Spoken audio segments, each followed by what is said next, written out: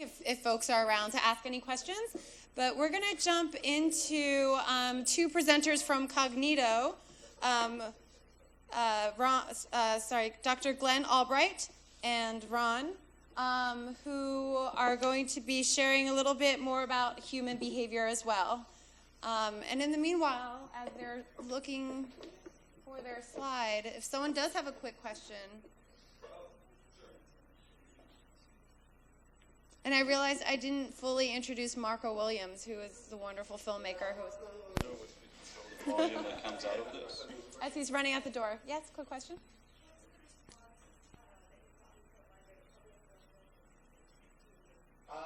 We haven't got that much response from political folks. Yeah, we've been protesting in schools, and we've been primarily interested in the way that it elicits energy or fails to do so among students. We've gotten some interesting results about that. That you really have to be very careful about the desensitization question. That over time, people do sort of lose that sense of they do become very operational. It's just I just got to get this done.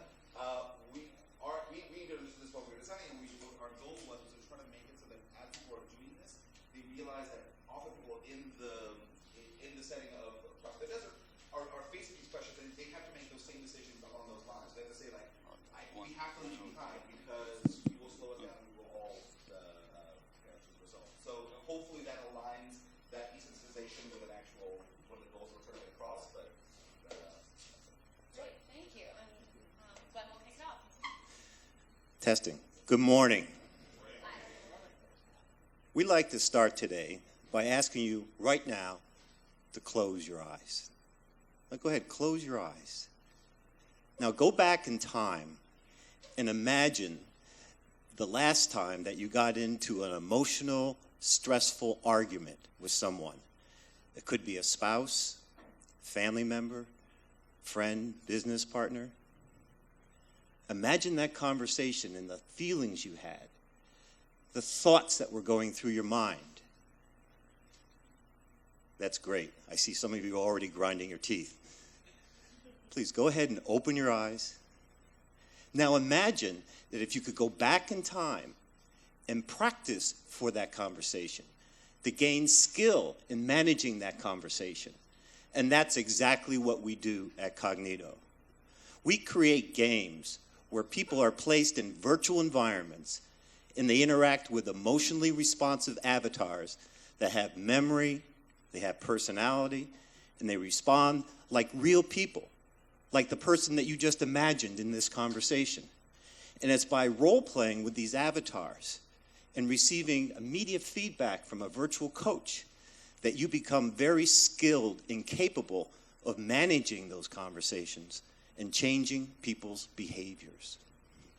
And we picked conversations, really the thing for us as a company to concentrate on, because we feel very strongly that when managed well, a conversation can be an extremely powerful tool to change attitude and change behaviors.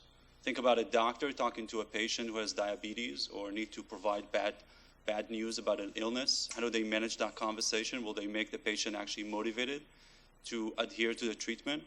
Think about a teacher talking to a student that they are concerned about who's showing signs of psychological distress or thoughts of suicide. Managing those conversations is critical, and that's what we have been concentrating our company over the last 5 years. What we want to do today is really just show you a little bit about the thought process and an example of what we ended up creating and how we accounted for a lot of these different elements in creating an experience, a learning methodology, and game design allows us to give people these practice opportunities to manage difficult conversations. So the first thing we knew we need to do is obviously build this as a role play, right? We're not going to give you a lecture about how to manage a conversation. We're not going to give you some bullet points or show you a video. That's not going to work. So games are perfect for role play. We all know that. But then we wanted to try to figure out, are we going to use videos? Are we going to use virtual humans? Why should we use one and not the other? And we picked virtual humans. First, because obviously it's cool. But also because if you look at the research, there's actually a lot of reasons to use virtual humans versus using videos, right? We know that people are much more open and honest and much more truthful in their behaviors when they interact with a virtual character than they would with a real person or a video person. There's much less transference. I don't think it feels like somebody I know or recognize the person. I don't feel judged. I'm much more likely to explore different things, and I will increase the engagement in the experience. But we also knew that we got to be careful with how we design the virtual humans, because many of you are probably familiar with this concept of the uncanny valley. If I start making the virtual human too real and too realistic looking, I'm getting to it making look a video. And at that point, I get into all the problems of transference, et cetera, et cetera. So we spend a lot of time, depending on the audience, to figure out how should the virtual human look and how they should behave. But then what we're really, really curious about is we all know that when you engage in a difficult conversation, there is a lot of emotions. There might be anger. There's a lot that goes on beside a really tactical experience where I will make a decision. I mean, there's a lot that goes in and that you feel. So we wanted to really start thinking about what happens in the brain, what happens to us as we engage in those conversations, and how should that really impact our game design, our learning methodology. So this is where neuroscience has augmented our game design. We know that in managing difficult conversations, that there are two systems within the brain. There's the cognitive and emotional systems. The cognitive system operates much more slowly. It's more rule-based.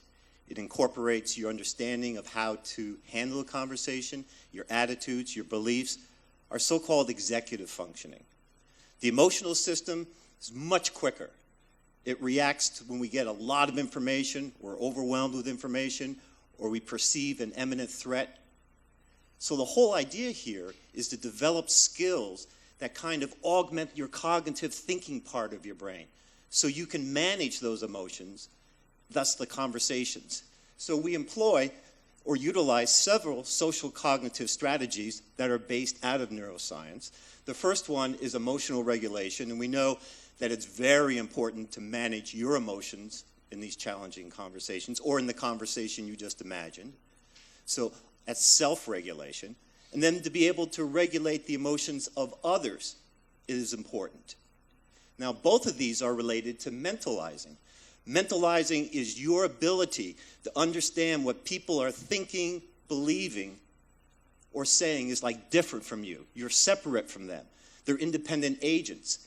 And the more you're able to mentalize, the more you're able to engage in empathy. We all know that empathy is your ability to feel what someone's feeling.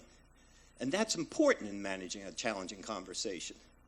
Just as empathic accuracy is. Empathic accuracy is your ability to understand what someone's feeling, but you don't have to feel it, as in empathy. So if you have a game design that increases all of these social cognitive strategies, you become more effective at managing people's behaviors. So one example we want to share with you, this is a very recent app we released. It's available on the App Store. You can download it for free. It's called Change Talk, and it was done together with the American Academy of Pediatrics with the goal of getting pediatricians to know how to manage conversations with patients around child obesity.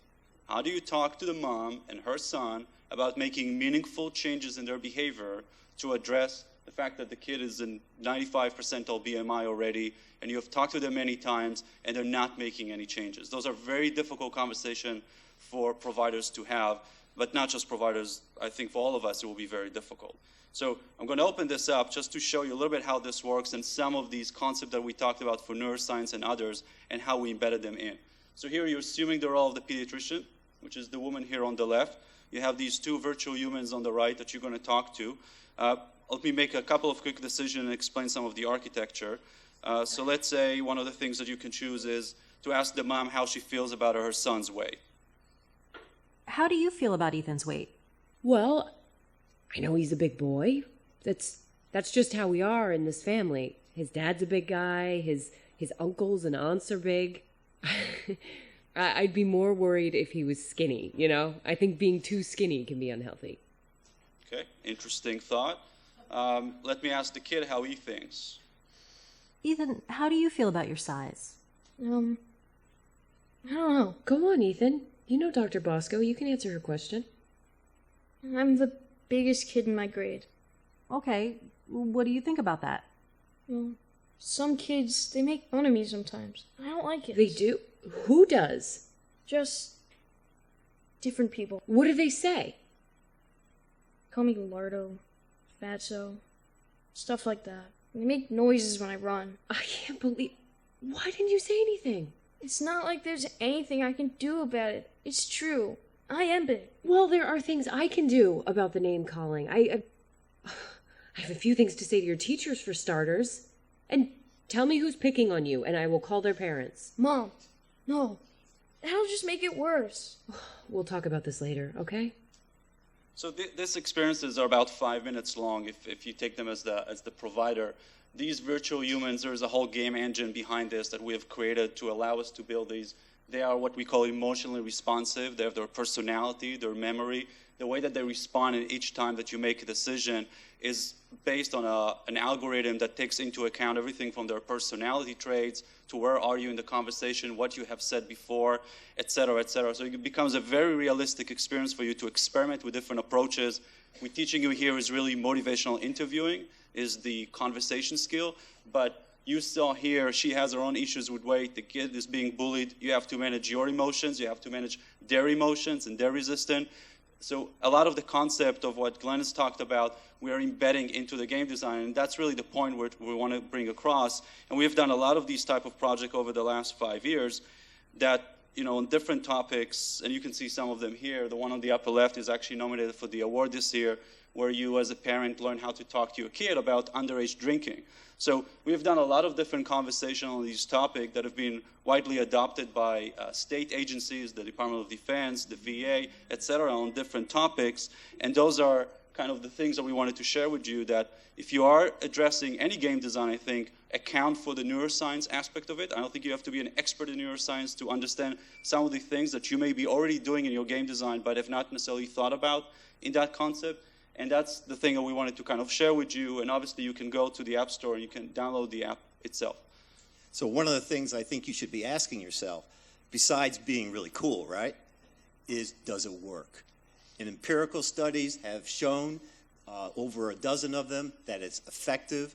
We just completed a meta-analytic study on over 12,500 users that gives you a direct access to the population and how it responded. And the effect size was all robust.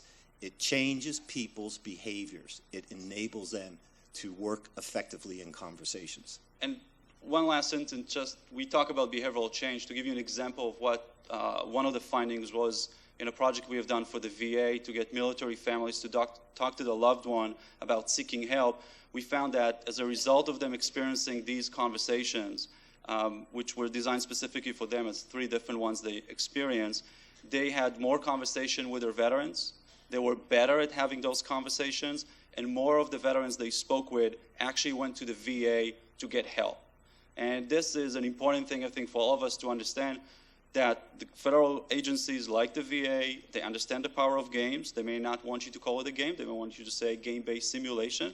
But there are a lot of evidence now, and we are kind of trying to push that envelope as well, that they really result not just in more motivation or more awareness, but in actually, in this case, people going and getting help for PTSD. Thank you.